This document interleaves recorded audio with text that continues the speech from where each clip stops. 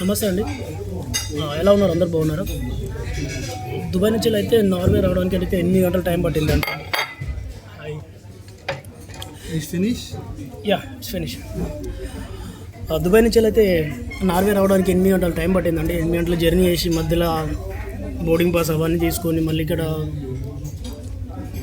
రూమ్కి వచ్చేసి hotel booking అవన్నీ హోటల్ చూసుకొని కన్ఫర్మ్ చేసుకొని, సరే తలనొస్తుందిలే ఏమన్నా తిందామేమన్నా తాగుదామని చెప్పేసి మన ఇండియా వాళ్ళకి ఎట్లా అలవాటే కదా చాయ్ తాగుదామని వస్తే చాయ్ ఎంత ఉందో తెలుసా అండి?